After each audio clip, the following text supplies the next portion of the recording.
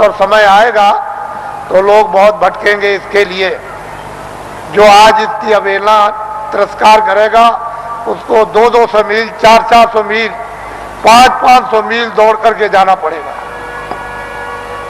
ये अभी से मेरी बातों को याद रखिए।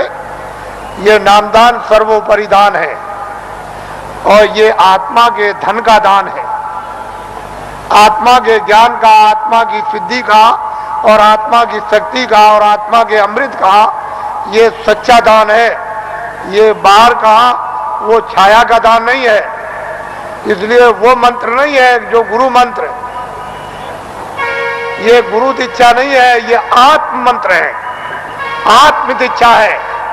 इसलिए इसको नामदान कहते हैं। आप लोग इसको सम्मान से ले लो और ये सबके काम आएगा।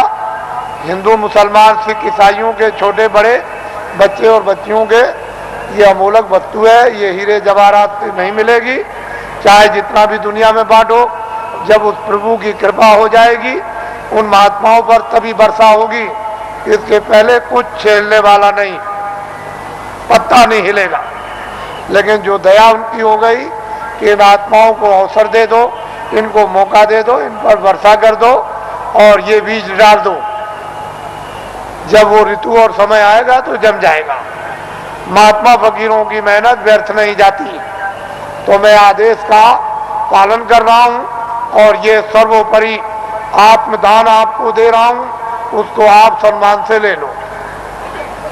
और 2 मिनट, 4 मिनट, 5 मिनट, 1 मिनट, आधे मिनट मनुष्य दरवाजे पर, मनुष्य आत्म दरवाजे पर बैठकर आप जिस तरह से बताया जाए उस तरह से आप भजन करो। यहीं पर अगर दरवाजे पर बैठ करके आपने भजन कर लिया तो रिद्धियों सिद्धियों का सबका भंडार उदय हो जाएगा। यहीं से सब चीजें मिलने लगेंगी। लेकिन दरवाजा नहीं मिला और वहां बैठ करके भजन नहीं किया तो कुछ मिलने वाला नहीं है। वैसे ही खाली आए हो, अज्ञान में आए और अंधकार में आए, रोते हुए आए। जब जाने का समय होगा तो ज्ञान रखवा लेगा, देखना रखवा लेगा, सुनना और बोलना रखवा लेगा और एक पीछे से ठोकर मारकर रवाना कर देगा। इसलिए आप लोग संभल करके रहो। हम तो कोई जय गुरुदेव है नहीं। इस किराए के मकान का नाम आपका ही रखा हुआ, जो रखवाया होगा उस समय के पंडितों से, यह नाम तुलसीदास है। और जय गुरुदेव नाम उस परमात्मा का, ईश्वर का, भगवान का, उस सर्वशक्तिमान, उस ब्रह्म का, उस अल्लाह ताला यानी खुदा और गाड का नाम।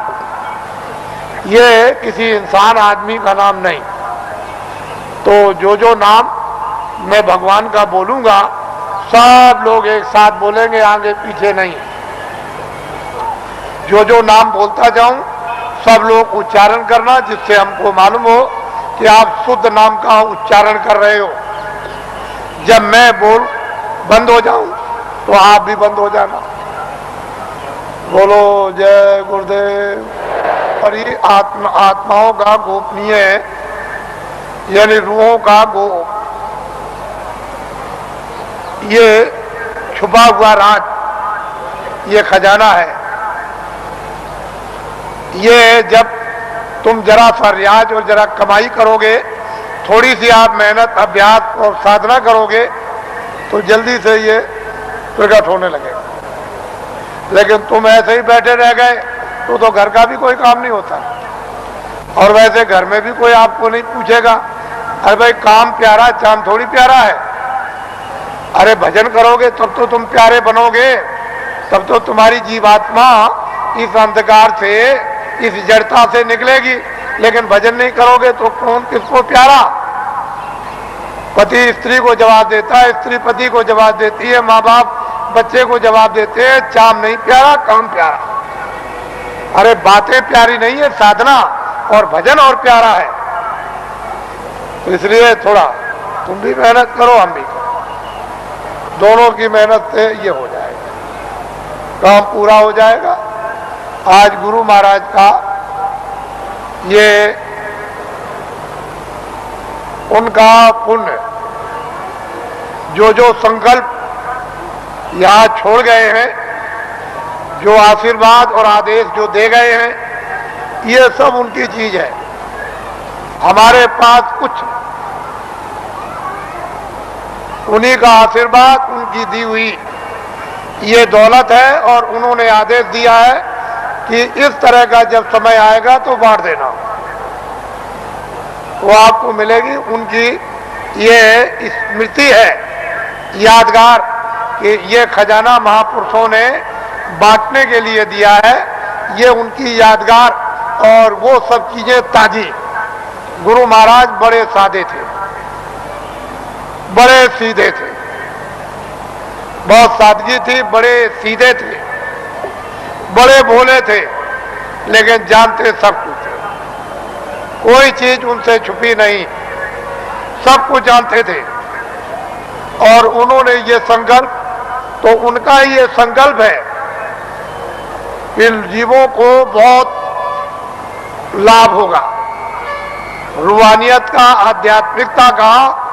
आगे सब लोग तैयारी करो, भंडार खुलेगा और सब लोग उस भंडार में प्रवेश होंगे और असली खजाने की लूट होगी। लोग लूटेंगे अपनी अपने दामन, अपनी अपनी झोली, नेत्रों की झोली, नेत्रों का दामन, दिव्य नेत्र की झोली और दिव्य नेत्र का दामन फैलाकर, और माल की, अद्भुत माल की, दैविक माल की, वो खजाने की यानी लुटाई होगी। और हीरे जवाहरात ये उस लुटाई के सामने कुछ नहीं है। वो चेतन हीरे, वो अमृत के हीरे ऐसे बरसेंगे जिसको ये सब के सब इस मनुष्य रूपी मंदिर में अपनी आंखों से वो लुटाई होगी कि जो वर्णन में नहीं आएगी। आपको क्या मालूम है कि आकाश से क्या वर्षा हो रही है? तुमने अपना दरवाजा ही बंद कर रखा, तो वर्षा क्या पता चलेगी? अरे दरवाजा तो खोलो, मुंह तो खोलो, तब वर्षा मालूम हो कि कैसी वर्षा हो रही है अखंड। महात्माओं ने जो कुछ भी वर्णन किया है वो कटु सत्य है, उसमें जरा सा भी कोई गुंजाइश नहीं। तो ये उनकी पुण्यतिथि है और उन्हीं के संकल्प का ये आपको प्रसाद। वो तो देने का एक आधार तो चाहिए, तो कोई आधार आपको, जो आधार है वो आपको दिया जाता है कि इसको आप संभाल करके ले जाएंगे। हो सकता है कि साल भर आपको अवसर न मिले, तो इसको आप प्रसाद को संभाल करके रखेंगे और जरूरत पड़ने पर आप इससे काम लेंगे।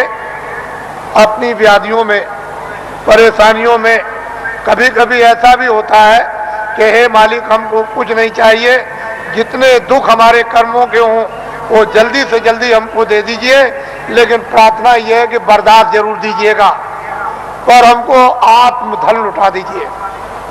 तो इसलिए भी आत्मधन की लूट के लिए भी प्रसाद खाते हैं, ये तो मुख्य चीज है।